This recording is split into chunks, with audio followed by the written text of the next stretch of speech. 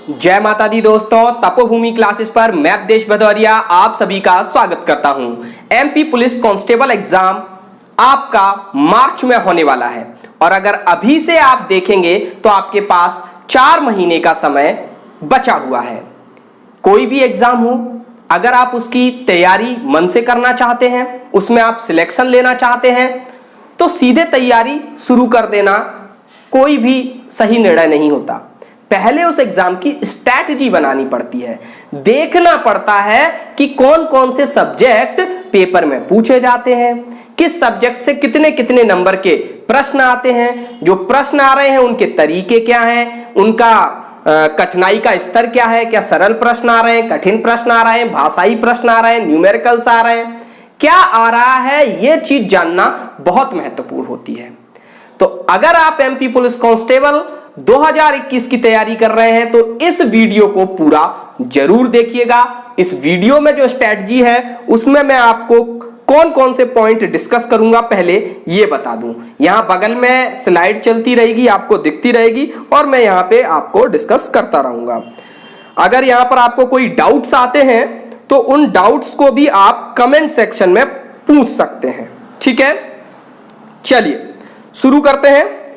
यहां पर देखिए एमपी पुलिस एग्जाम स्ट्रैटेजी, हम यहां पर कौन कौन से बिंदुओं पर इस वीडियो में चर्चा करेंगे। पहला बिंदु है हमारा सब्जेक्ट्स, कि कौन कौन से विषय इस पेपर में पूछे जाते हैं। यहां पर मैं देख रहा हूं बच्चों को इसमें भी काफी कंफ्यूजन है। दूसरा है मार्क्स डिस्ट्रीब्यूशन, लगभग 60% बच्चों को तो यही नहीं पता कि किस पोर्शन से कितने नंबर का पेपर आता है। ज्यादातर बच्चों को यह लगता है कि व्यापम है, किसी से भी कितना भी पूछ लेता है। इवन मैंने बड़े बड़े कोचिंग इंस्टीट्यूट की स्ट्रैटेजी भी देखी है, उन्होंने भी बिना कुछ देखे समझे बस बोल दिया है लगभग इतने का ये आता है, लगभग इतने का ये आता है। जबकि अगर अभी हम डिटेलिंग में जाके देखेंगे तो हमको काफी गहराई इस परीक्षा की मार्क डिस्ट्रीब्यूशन में दिखेगी, जिसको मैं अभी आपको आगे वीडियो में डिटेल में समझाऊंगा। तीसरा पॉइंट रहेगा स्ट्रैटेजी का। पहले हमको मालूम तो चले कि पेपर में आता क्या क्या है, कितने कितने नंबर का आता है, कौन कौन से टॉपिक से आता है, फिर हम अपनी स्ट्रैटेजी बनाएंगे, किस कठिनाई स्तर का आता है, फिर हम देखेंगे क्या करना है और क्या नहीं करना है, डूज एंड डोंट्स। देखिए करना क्या है ये तो एक महत्वपूर्ण चीज है ही, लेकिन आपके पास केवल 4 महीने का समय है। क्या नहीं करना है, किस चीज में समय बर्बाद नहीं करना है, वो भी आपके लिए बहुत महत्वपूर्ण है। अगला है बुक्स एंड मटेरियल्स, कौन कौन सी बुक्स खरीदें, कौन कौन सा मटेरियल लें, ठीक है, कहां से कोर्स लें। और सबसे आखिरी बिंदु पे हम चर्चा करेंगे अबाउट अवर कोर्स। हमने भी एमपी पुलिस कांस्टेबल एग्जाम के लिए अपना कोर्स लॉन्च कर दिया है, हमारे एंड्रॉयड ऐप पर आपको वो कोर्स मिलेगा, उसके बारे में भी आखिर में हम डिस्कस करेंगे। तो चलिए आगे बढ़ते हैं। और यहां पर हम अगर देखें एमपी पुलिस, पैटर्न की बात करें, सबसे पहले हम किसकी बात करेंगे, पैटर्न की बात करेंगे। तो अगर हम पैटर्न की बात करते हैं तो 100 नंबर का पेपर आता है, सभी को मालूम है। यह पेपर आपका 3 हिस्सों में डिवाइड रहता है। पार्ट 1 40 नंबर का रहता है, पार्ट 2 30 नंबर का रहता है और पार्ट 3 भी 30 नंबर का रहता है। इस प्रकार से आपके 100 नंबर यहां पर हो जाते हैं। पार्ट 1 का जो नाम है वो क्या है, general knowledge and logical knowledge, यानी कि इसमें जीएस आता है और रीजनिंग आती है। Part 2 mental ability and mental aptitude, mental ability में भी रीजनिंग का एक हिस्सा आता है और मेंटल एप्टीट्यूड में आपका गणित का हिस्सा आता है। पार्ट 3 में साइंस एंड सिंपल अर्थमेटिक, तो इनका भी मतलब आप समझ गए होंगे, विज्ञान और साधारण अंक गणित पूछा जाता है। अब यहां पर हम देखेंगे पार्ट वाइज कि किस पार्ट में कितने कितने क्वेश्चंस आते हैं। पैटर्न तो हमने समझ लिया कि इस पैटर्न में ये 3 हिस्से डिवाइड रहते हैं, 3 हिस्सों में आपका पेपर आता है। अब इन 3 हिस्सों में आपके 4 सब्जेक्ट पूछे जाते हैं। पहला है आपका सामान्य ज्ञान, जीएस। इस जीएस में क्या क्या आता है, आपका एमपी जीके भी आता है, आपका भारत का जीके भी आता है, आपका इंडिया लेवल का जीके भी आता है, साथ ही साथ करंट अफेयर्स का भी एक आध क्वेश्चन आता है। अभी तो मैं आपको एक ओवरऑल स्ट्रेटजी बता रहा हूं, अभी इन चारों सब्जेक्ट की अलग अलग स्ट्रेटजी भी मैं डिस्कस करूंगा, क्योंकि वहां पर इनके सिलेबस को क्योंकि सिलेबस तो आपको बताया नहीं गया है कि किस पोर्शन से क्या क्या चीजें आएंगी। तो जो विगत परीक्षाएं हुई है 2016 में हुई, 2017 में हुई, उनमें जिस तरीके के प्रश्न आए थे उनके आधार पर हम सिलेबस का डिस्कशन करेंगे डिटेल में। तो सामान्य ज्ञान, रीजनिंग, गणित, विज्ञान की 4 अलग अलग स्ट्रेटजीज रहेंगी, वहां डिटेलिंग हम और बताएंगे। ठीक है, रीजनिंग आती है दूसरी, तीसरी गणित और चौथी विज्ञान। अब समझते हैं कि कितने कितने मार्क्स के आते हैं। मार्क्स डिस्ट्रीब्यूशन देखा जाए तो देखो, ये जो मार्क्स डिस्ट्रीब्यूशन मैं बता रहा हूं, मैंने देखा है जो विभिन्न स्ट्रेटजीज मैंने देखी बड़े बड़े संस्थानों की, ऑफलाइन कोचिंग जिनकी चला करती थी, अब सब ऑनलाइन में भी आ गए हैं, तो वहां से देखने को अब मिल जाता है। तो लोगों का कहना है कि जीएस आपकी लगभग इतने इतने नंबर की आ जाती है, मैथ लगभग इतने नंबर का आ जाता है, फला फला इतने इतने का आ जाता है। तो यह लगभग वाला कोई भी पैटर्न नहीं है। अगर आप 2017 में कितने पेपर हुए मालूम है? 54 पेपर हुए थे 2017 में। 50 सेट शुरू में हुए थे और 4 सप्लीमेंट्री एग्जाम हुए थे, जिनके पहले रह गए थे उनके।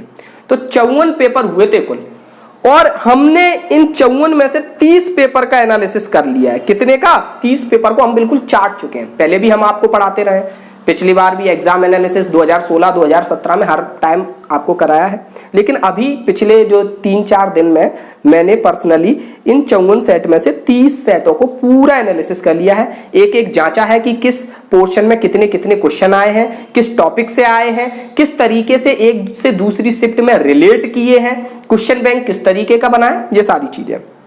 तो उसी के आधार पर मैं आपको बताऊं कि जो पार्ट 1 है, पार्ट 1 में क्या है कि हर दिन जीएस के 20 क्वेश्चन आते हैं। पार्ट 1 में जीएस के कितने क्वेश्चन आते हैं? Fix 20 question. कुछ शिफ्ट ऐसी हैं जहां पर ये क्वेश्चन 21 हुए हैं गलती से या 19 हुए हैं। कुछ शिफ्ट हैं, 5-6 शिफ्ट ही ऐसी हैं जहां पर 19 या 21 हुए हैं। अदरवाइज हमेशा 20 में से 20 ही आते हैं। 40 का पोर्शन होता है पहला पोर्शन, तो 20 क्वेश्चन वहां जीएस के आते हैं और 20 क्वेश्चन रीजनिंग के आते हैं। अब अगर आप पार्ट 2 में जाएंगे, पार्ट 2 में जाएंगे तो 30 नंबर का पार्ट 2 रहता है। इसमें 5 क्वेश्चन रीजनिंग के रहते हैं। 5 क्वेश्चन किसके रहते हैं? रीजनिंग के, और 25 क्वेश्चन आपके रहते हैं मैथ के। इसी तरीके से पार्ट 3 में जाते हैं तो पार्ट 3 में आपके 15 क्वेश्चन साइंस के रहते हैं और 15 क्वेश्चन आपके किसके रहते हैं? मैथ के रहते हैं। कभी कभार ये 15 से मतलब 1 या 2 शिफ्ट थी जहां पर 16 क्वेश्चन साइंस के हो गए थे, अदरवाइज 15 ही आते हैं। ठीक है, तो बिल्कुल भी ऐसा नहीं है कि लगभग आता हो, ना ही बिल्कुल ऐसा है कि कभी आपका मैथ रीजनिंग ज्यादा आ गया, जीएस कम आ गया, या जीएस ज्यादा आ गया, साइंस कम आ गई। ऐसा बिल्कुल भी नहीं हुआ। 2017 के 54 क्वेश्चन पेपर में ऐसा कभी भी नहीं हुआ है। ठीक है, बहुत ही प्रेडिक्टेबल आपका पेपर आता है। सबसे पहले तो आप ये समझ लें। चलिए अभी हम आगे बढ़ते हैं। अब यहां से हमने पूरा गुणा गणित लगा लिया, तो हमको पता चला कि सबसे ज्यादा कौन सा टॉपिक पूछा जाता है, कौन सा सब्जेक्ट? आपका गणित। गणित आपका 40 अंक का आता है। क्यों? आपका दूसरे पार्ट में 25 नंबर का गणित, और आपका तीसरे पार्ट में जहां पर साइंस के साथ आता है 15 नंबर का गणित। तो टोटल 40 टॉपिक 40 नंबर का हो गया। और इसमें भी जो दूसरे पार्ट में गणित आता है उसके कुछ टॉपिक्स हैं, केवल उन्हीं टॉपिक्स के क्वेश्चन दूसरे पार्ट में आएंगे, और जो तीसरे पार्ट में जो गणित आता है उसके कुछ अलग टॉपिक है, वो तीसरे ही पार्ट में आएंगे। जब हम गणित की स्ट्रेटजी बता रहे होंगे तब उसकी डिटेलिंग करेंगे। रीजनिंग 25 नंबर की आती है, 20 नंबर की पहले पार्ट में और 5 नंबर की दूसरे पार्ट में। इसमें भी एकदम फिक्स है कि पहले पार्ट में जो रीजनिंग है और ये 5-6 टॉपिक से आएगी, उतने इतने क्वेश्चन है, वो भी बिल्कुल फिक्स हर पेपर में। अगर आप दूसरे पार्ट की रीजनिंग देखेंगे तो वो रीजनिंग भी बिल्कुल अलग टाइप की रीजनिंग, मतलब जैसी पहले पार्ट में नहीं आती है, उसका भी फिक्स पैटर्न है पूरे 54 के 54 सेट्स में। रीजनिंग की स्ट्रेटजी में उसको डिस्कस करेंगे। सामान्य ज्ञान आपका 20 अंकों का आता है, विज्ञान आपका 15 अंकों का आता है। इनको भी हम डिटेलिंग में समझेंगे। पहली बात तो यह है कि यह समझना जरूरी है कि पैटर्न फिक्स रहता है हमेशा, ऊपर नीचे कुछ भी नहीं होता। ठीक, अब ये मालूम तब चलेगा जब आप प्रीवियस ईयर के क्वेश्चन पेपर को लगाएंगे, देखेंगे, समझेंगे, तब आपको मालूम चलेगा।